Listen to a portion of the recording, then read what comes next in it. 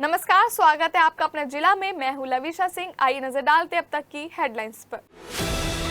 शादी समारोह के दौरान मामूली कहासुनी में एक शख्स को गोली मारने वाले आरोपियों से 4 घंटे बाद पुलिस की मुठभेड़। पैर में गोली लगने से आरोपी सलमान गिरफ्तार, दूसरा आरोपी दानिश हुआ फरार। पीएम सूर्य घर योजना समीक्षा बैठक में डीएम डॉक्टर वीके सिंह ने प्रोग्रेस रिपोर्ट को देखकर जताई नाराजगी। कहा, लापरवाही करने वाले वेंडर्स को किया जाएगा ब्लैकलिस्ट। जिलाधिकारी की अध्यक्षता में संपन्न हुई मुख्यमंत्री युवा उद्यमी विकास अभियान की बैठक के दौरान जिलाधिकारी ने दिए जरूरी दिशा निर्देश। 143 बीएड कॉलेजों के छात्रों का रिजल्ट रुका। पोर्टल पर आंतरिक परीक्षा के अंक नहीं किए गए अपलोड। विश्वविद्यालय ने दिया 3 दिनों का समय। गर्मी से सितम से चारों तरफ हाहाकार। हिटवेट से सड़कों पर चलना हुआ मुश्किल। मौसम विभाग के अनुसार अभी यूं ही बना रहेगा मौसम। और नौचंदी मेले के पटेल मंडप में हुए देशभक्ति कार्यक्रम में खूब झूमे शहरवासी। ड्रामा कंपनी के नाटक ने भी श्रोताओं को खूब गुदगुदाया। और अब खबरें विस्तार से। चमड़ापैठ गली नंबर 30 में शादी समारोह के दौरान एक शख्स को गोली मारने वाले 2 आरोपियों से पुलिस की 4 घंटे बाद ही मुठभेड़ हो गई। पुलिस ने घेराबंदी की तो जानलेवा हमले के आरोपियों ने पुलिस पर फायरिंग कर दी और जवाबी फायरिंग में पैर में गोली लगने से सलमान घायल हो गया, जबकि दूसरा आरोपी दानिश अंधेरे का फायदा उठाकर भाग निकला।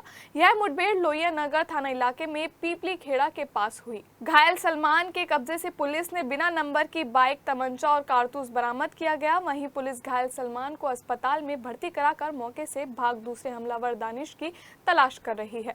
दरअसल लोहिया नगर थाना क्षेत्र के चमड़ापैठ इलाके में एक शादी समारोह था, जिसमें किसी बात को लेकर हुई कहासुनी में मारपीट हो गई, जिसके बाद अरशद नाम के शख्स को गोली मार दी गई, जिसमें अरशद के पैर में गोली लगी और जानलेवा हमला करने वाले भाग निकले। इसके बाद इस जानलेवा हमले में सलमान, दानिश, चांद और ताहिर के खिलाफ मुकदमा दर्ज कराया गया था। 9:30 बजे की रात्रि में थाना लोहिया नगर अंतर्गत चमड़ापैठ गली नंबर 30 में एक विवाह संबंधित कार्यक्रम चल रहा था। इसी दौरान वहां 2 पक्षों में मारपीट हो गई, जिसमें एक पक्ष द्वारा दूसरे पक्ष पर जान से मारने की नीयत से फायरिंग की गई, जिसमें अरशद नाम के एक युवक के पैर के पंजों में गोली लगी। घायल को अस्पताल भेजा गया उपचार कराने के लिए एवं तत्काल थाना लोहिया नगर पर सुसंगत धाराओं में विभाग पंजीकृत कराते हुए अभियुक्त की गिरफ्तारी हेतु टीम गठित की गई। अभी थोड़ी देर पहले थाना लोहिया नगर को जरिए मुखबिर सूचना मिली कि घटना में शामिल आरोपीगण जनपद से भागने की फिराक में हैं। इसके दृष्टिगत तत्काल संभावित स्थानों पर चेकिंग लगाई गई। अभी थोड़ी देर पहले चेकिंग के दौरान वाहन जिन पे नंबर नहीं है 2 युवक आते हुए दिखाई दिए। पुलिस टीम द्वारा इन्हें रोकने का प्रयास किया तो तेजी से पीपली खेड़ा की तरफ भागे।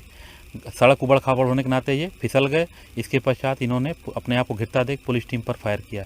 पुलिस टीम द्वारा भी आत्मरक्षा हेतु फायरिंग की गई, जिसमें एक युवक के टांग में गोली लगी है एवं दूसरा युवक अंधेरे का फायदा उठाकर भाग गया, जिसकी तलाश हेतु पुलिस टीम काम्बिंग कर रही है। पूछताछ करने पर जानकारी हुई कि उक्त युवक का नाम सलमान है, इसके पिता का नाम शमशेर है और इसके द्वारा ही उस घटना में गोली चलाई गई थी। इसको उपचार हेतु अस्पताल भेजा गया है। फोरेंसिक यूनिट मौके पर मौजूद है। अन्य आवश्यक विधिक कार्रवाई की जा रही है एवं इसके आपराधिक इतिहास की जानकारी की जा रही है। कलेक्ट्रेट सभागार में जिलाधिकारी डॉक्टर वीके सिंह की अध्यक्षता में पीएम सूर्य घर योजना के संबंध में वेंडर्स और विद्युत विभाग के साथ बैठक की गई, जिसमें परियोजना प्रभारी यूपी नेडा मेरठ द्वारा वर्तमान प्रगति से अवगत कराया गया।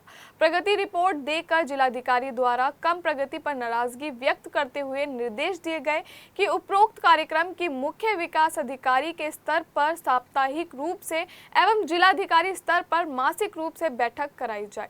साथ ही वेंडर्स द्वारा विद्युत विभाग से की गई शिकायत के संदर्भ में निर्देश दिए गए कि संबंधित अधिशासी अभियंता को एवं टेली स्मार्ट से संबंधित कार्यों के शीघ्र निस्तारण के लिए जिलाधिकारी के स्तर से प्रबंध निदेशक पश्चिमांचल विद्युत वितरण निगम लिमिटेड को प्रेषित करें। एलडीएम मेरठ एवं अधिशासी अभियंता मेरठ को निर्देश दिए गए कि अपने स्तर के कार्यों का समय से निर्धारित कर सूचना उपलब्ध कराएं एवं पोर्टल से आवेदन लिस्ट के लीकेज को रोकना सुनिश्चित करें। परियोजना प्रभारी यूपी नेडा मेरठ को निर्देश दिए गए कि इस संबंध में किसी वेंडर्स की संलिप्तता पाए जाने पर यूपी नेडा मुख्यालय को उक्त को तुरंत ब्लैकलिस्ट किया जाए। इस अवसर पर सीडीओ नूपुर गोयल, अपर नगर आयुक्त लवी त्रिपाठी, परियोजना प्रभारी यूपी नेडा मेरठ सहित कई वेंडर्स उपस्थित रहे। विकास भवन सभागार में जिलाधिकारी डॉक्टर वीके सिंह की अध्यक्षता में मुख्यमंत्री युवा उद्यमी विकास अभियान की बैठक की गई। बैठक में मुख्य विकास अधिकारी नुपुर गोयल और जनपद के समस्त बैंकों के जिला समन्वयक उपस्थित रहे। इस दौरान जिलाधिकारी द्वारा विभिन्न योजना अंतर्गत प्रेषित आवेदन पत्रों के सापेक्ष बैंकवार लंबित आवेदनों पर निश्चित समय सीमा के अंतर्गत 16 जून तक स्वीकृत एवं वितरित करने के लिए निर्देशित किया गया। उपस्थित उपायुक्त उद्योगों को निर्देश दिए गए कि यदि बैंकों द्वारा दिनांक 16 जून तक उनके पोर्टल पर प्राप्त आवेदन पत्रों के सापेक्ष स्वीकृत एवं वितरण की कार्यवाही नहीं की जाती है तो सभी बैंकों के जिला समन्वयक अपने बैंकों के बैंक शाखा प्रबंधकों को, ऋण प्रबंधकों को एवं पूरी टीम के साथ दिनांक 17 और 18 जून को विकास भवन में बैंकवार नियत समय पर उपस्थित रहेंगे। साथ ही बैंक में लंबित आवेदनों को तय समय स्वीकृत वितरित करना सुनिश्चित करेंगे। इसी के साथ बैंकों में लंबित आवेदन पत्रों के आवेदक भी उपस्थित रहेंगे। सीसीएसयू से संबद्ध 6 जिलों के 143 बीएड कॉलेजों की लापरवाही से रिजल्ट रुक गया है। इन कॉलेजों ने बीएड प्रथम और द्वितीय वर्ष की आंतरिक परीक्षा के अंक पोर्टल पर अपलोड नहीं किए हैं। विश्वविद्यालय प्रशासन ने कॉलेजों को 3 दिन के भीतर आंतरिक परीक्षा के अंक पोर्टल पर अपलोड करने के निर्देश दिए हैं। दरअसल सीसीएसयू के परिक्षेत्र मेरठ, गाजियाबाद, गौतम बुद्ध नगर, हापुड़, बुलंदशहर और बागपत में बीएड के 400 के करीब कॉलेज हैं। जुलाई के बाद सीसीएसयू में दीक्षांत समारोह होगा। इसके लिए सभी कोर्सों के रिजल्ट समय से जारी होने जरूरी हैं। आंतरिक परीक्षाओं के अंक कॉलेजों को सीसीएसयू के पोर्टल पर अपलोड करने होते हैं, जिसके बाद लिखित परीक्षा की उत्तर पुस्तिकाओं के मूल्यांकन होने पर सारे नंबर जोड़कर रिजल्ट जारी किया जाता है। लेकिन 143 कॉलेजों ने अभी तक भी नंबर पोर्टल पर अपलोड नहीं किए हैं। सीसीएसयू की तरफ से इन कॉलेजों को चेतावनी जारी की गई है कि अगले 3 दिन के भीतर नंबर पोर्टल पर अपलोड कर दें। अगर देरी के कारण रिजल्ट जारी नहीं होता है तो संबंधित कॉलेजों की ही जिम्मेदारी होगी। मेरठ में भीषण गर्मी का सितम लगातार जारी है। सोमवार के बाद मंगलवार को भी लोग गर्मी से बेहाल दिखाई दिए। गर्म लू चलने से दोपहर को सड़कों पर लोगों की आवाजाही कम ही नजर आई, जबकि तापमान 41 डिग्री को पार कर गया। वहीं मौसम वैज्ञानिकों का कहना है कि अगले 3 से 4 दिनों तक मौसम का मिजाज ऐसा ही बना रहेगा। राजकीय मौसम विभाग कार्यालय पर मंगलवार को दिन का अधिकतम तापमान 41.9 डिग्री सेल्सियस एवं न्यूनतम तापमान 25.9 डिग्री सेल्सियस दर्ज किया गया है। सरदार वल्लभ भाई पटेल कृषि एवं प्रौद्योगिकी विश्वविद्यालय के मौसम वैज्ञानिक डॉक्टर यूपी शाही के अनुसार मौसम में बदलाव के संकेत बन रहे हैं। हालांकि जल्द ही अधिक गर्मी पड़ने के कारण मौसम में बदलाव होगा और फिर से मौसम में बारिश के संकेत बनेंगे। फिलहाल अगले 3 से 4 दिनों तक गर्मी का सितम जारी रहेगा। इसके बाद बारिश की संभावना है, जिससे तापमान में कमी आएगी। मेला नौचंदी स्थित पटेल मंडप में बुधवार को माध्यमिक विद्यालय की छात्राओं की तरफ से देशभक्ति एवं सांस्कृतिक कार्यक्रमों का आयोजन किया गया। इसमें छात्राओं ने एक से बढ़कर एक प्रस्तुति दी। छात्राओं ने ए मेरे वतन के लोगों जरा आंख में भर लो पानी, जो शहीद हुए हैं उनकी जरा याद करो कुर्बानी, गीत प्रस्तुत कर सभी को देशभक्ति के रंग में रंग दिया। कार्यक्रम की शुरुआत प्रधानाचार्य हेमलता समिति के सदस्य सरबजीत कपूर ने मां सरस्वती के सम्मुख दीप प्रज्वलित कर की गई। इस मौके पर हार्वर्ड प्लेस्टेड कन्या इंटर कॉलेज साकेत की छात्राओं ने सरस्वती वंदना प्रस्तुत की। इसके बाद एकल नृत्य से मन मोह लिया। उसके बाद सामूहिक नृत्य नाटिका मुझे क्या बेचेगा रुपया गीत पर प्रस्तुति दी, जिसे देखकर सभी झूमते हुए नजर आए। अब सरदार जी को बिल्कुल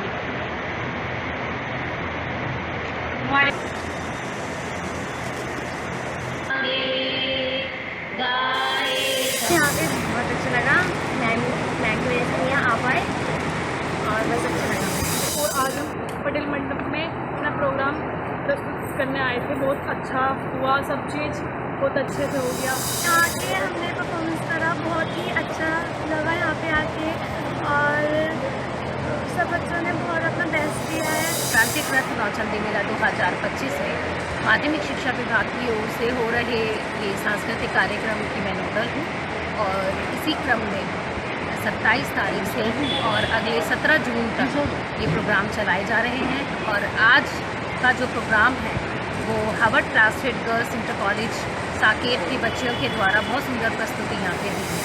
यहाँ नारी सशक्तिकरण, हमारे देश के शहीदों के ऊपर एक प्रस्तुति और जो वंदना थी हमारी, उसके बारे में हमारा प्रोग्राम किया गया है इस पटेल मंडप में। वहीं नौचंदी मेला पटेल मंडप में बुधवार को सरिता यादव की तरफ से the great Raja master drama company नाम से नाटक का मंचन किया गया। इस दौरान कलाकारों ने अपने अभिनय से लोगों को खूब गुदगुदाया। नाटक के माध्यम से कलाकारों ने दर्शाया कि व्यक्ति को जो कार्य आता है, जिसमें वह सक्षम है, वही बेहतर कर सकता है।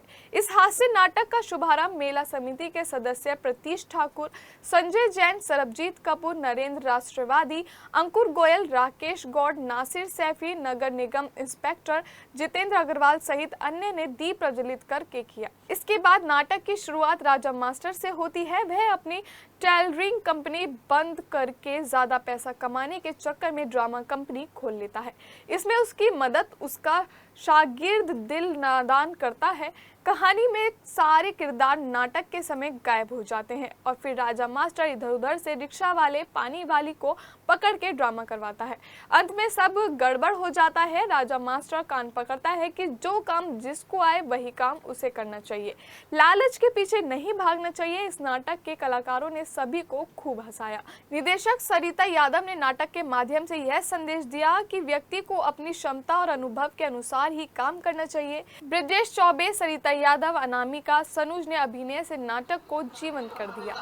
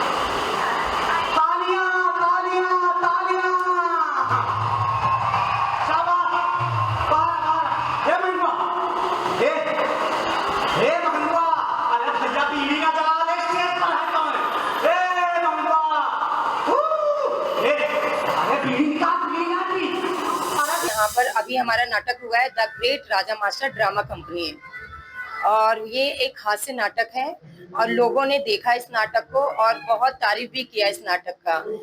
और इससे पहले भी मैं कई सालों से यहाँ पर आ रही हूँ और एक से एक मैं नाटक यहाँ पर आके कर रही हूँ। और मैं यहाँ की मेरठ की जनता से यही अपील करना चाहूँगी कि ज़्यादा से ज़्यादा लोग मेला देखने आए और अपने बच्चों को भी लेकर आए, अपने परिवार को भी लेकर आए। और बहुत अच्छी प्रदर्शनी लगी हुई है यहाँ पर। आपके इसमें प्रोग्राम में काफी भीड़ रही, लोगों ने, जनता ने आपको? हाँ, बहुत सारी भीड़ थी। यहाँ की जनता ने मुझे बहुत प्यार दिया और मैं ऊपर वाले से यही दुआ करूंगी कि अगली साल मैं फिर यहाँ पर आऊँ और यहाँ की जनता से प्यार बटोरूं। सरधना के मोहल्ला हरलालपुरा में बिजली के तारों में फॉल्ट का वीडियो तेजी से वायरल हो रहा है। वीडियो बुधवार रात का बताया जा रहा है। दरअसल मोहल्ला हरलालपुरा में बुधवार की रात भर बिजली के तारों में फॉल्ट होते रहे।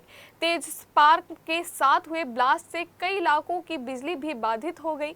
मोहल्ले के लोगों ने विभाग को इसकी सूचना दी, मगर कोई भी वहां नहीं पहुंचा, जिसके बाद मोहल्ले के लोगों ने वीडियो बनाकर सोशल मीडिया पर वायरल कर दिया। वहीं अब यह वीडियो विद्युत कर्मियों की लापरवाही को उजागर करता हुआ दिखाई दे रहा है। रविवार को मेडा की नीतियों के खिलाफ इलेक्ट्रिक टावर पर चढ़कर आत्महत्या करने वाले किसान मनोहर का मामला तूल पकड़ता जा रहा है। बुधवार सुबह सुबह किसान नेता राकेश टिकैत कमिश्नरी पहुंचे और उसके बाद मेडा को घेरने की तैयारियों के बारे में बात की। किसान मनोहर ने मेड़ा के अधिकारियों के ऊपर उत्पीड़न का आरोप लगाते हुए टावर पर चढ़ गए थे और बताया था कि उनको हाई कोर्ट का स्टे मिला हुआ है। उसके बावजूद मेड़ा के कुछ अधिकारी और कर्मचारी लगातार फरमाइश करने के नाम पर एक डॉक्टर और एक होर्डिंग व्यापारी की शाह पर पहुंचकर मानसिक उत्पीड़न कर रहे हैं। टावर से उतरते वक्त वह ऊपर से ही गिर गए थे। उसके बाद उनकी मेडिकल अस्पताल में इलाज के दौरान मौत हो गई थी। किसान मनोहर के 3 बेटियां हैं। भारतीय किसान यूनियन के जिला अध्यक्ष के नेतृत्व में शव को रखकर डीएम कैंपस में किसान मनोहर का शव रखकर प्रदर्शन किया गया था, जिसके बाद प्रशासन की तरफ से आश्वासन मिलने के बाद किसान का अंतिम संस्कार कर दिया गया था। आज राकेश टिकैत के कमिश्नरी पहुंचने के बाद इसमें फिर से नया मोड़ आ गया है। कमिश्नर साहब से मिले, कमेटी बनाने की बात करी। जो मनोहर लाल जो किसान था, तो उसके बारे में, उसकी जमीन के बारे में, ये गांव के लोग हैं सब, इनके बारे में, इनकी जमीन कैसे बचेगी, इस संबंध में एक कमेटी बनाने की बात करी है उन्होंने। अच्छा, कमेटी कहेंगे, बता देंगे यहाँ के लोग। कमेटी जब बनेगी तो सबसे पूछताछ होगी। क्या लगता है कौन है आरोपी? आरोपी है एमडीए वाले यहाँ के, मेरठ प्राधिकरण, वो इसमें आरोपी है। इनका स्टे के बावजूद इनके खेत में जा रहे हैं, तो क्या कानून कोई चीज नहीं है? ये देश संविधान और कानून से चलता है। जिन लोगों के खिलाफ स्टे हो गए उनको लाभ दिया जा रहा, उनके कानून की धज्जियां उड़ रही यहाँ पे, और जिनका स्टे हो रहा इनकी नपाई हो रही। जिनके खिलाफ हो रहा उनको लाभ, और जिनके पक्ष में हो रहा उनको नुकसान। इसी की कमेटी बनी। देखिए, वैसे ये घटना तो बड़ी दुखद है कि किसी किसान की दुर्घटना की वजह से जान चली गई। लेकिन जो बातें सामने आई हुई है और अधिकारियों के साथ में जो चर्चा करके स्थिति सामने आई हुई है, ये गंगानगर जो स्कीम है प्राधिकरण की, उससे संबंधित ये मामला है। यहाँ पर प्राधिकरण ने अपनी स्कीम बहुत पहले रोल आउट की गई थी। कुछ जमीनों को वहाँ पर अधिकृत किया गया था। कुछ वहाँ पर ऐसी जमीनें थी जहाँ पर किसानों के साथ में समन्वय न होने के कारण प्राधिकरण को कब्जा नहीं प्राप्त हुआ था, और उसके ऊपर संभवतः कोई हाईकोर्ट के ऑर्डर्स भी है कि इसमें इनको बेदखल या फिर हस्तक्षेप ना किया जाए करके। जो स्थिति सामने आई हुई है कि जो शेष जमीन है जिसके ऊपर प्राधिकरण का कब्जा है, उसको लेकर प्राधिकरण अपना जमीन को चिन्हित करने के लिए या फिर जमीन को आइडेंटिफाई करने के लिए वहां पर उनकी टीम गई थी। अब आरोप ये लग रहे हैं कि इसके ऊपर कोई कहासुनी हुई और उस कहासुनी को चलते जो है ये घटना हुई है करके। लेकिन जो तथ्य सामने है उसमें कोई ऐसा स्पष्ट रूप से कोई ऐसा लिंक डायरेक्टली नजर नहीं आ रहा है। जिस दिन प्राधिकरण की टीम गई थी उसके 1 दिन बाद या फिर उसके 2 दिन बाद की ये घटना है। और जो उसके बाद में वो जो किसान थे उनके साथ में कोई दुर्घटना हुई और बाद में अस्पताल में एडमिट हुए, और उसके बाद में अस्पताल में उनका जो है देहांत हुआ है। परंतु फिर भी मतलब जो है ना, इसमें जो घटना हुई है और जो बाकी जनप्रतिनिधि और जो किसानों की तरफ से जो मांगी हुई है, उसको देखते हुए एक वरिष्ठ स्तर से हम लोग इसकी जांच करवाएंगे। एडिशनल कमिश्नर अधिकारी जो है हमारे सीनियर अधिकारी है, उनके माध्यम से इसकी जांच करवाएंगे, और उसमें जो भी तथ्य आएंगे सामने उसके आधार पर हम लोग आगे की कार्रवाई करेंगे। अपना जिला में फिलहाल इतना ही। हमें दीजिए इजाजत। नमस्कार।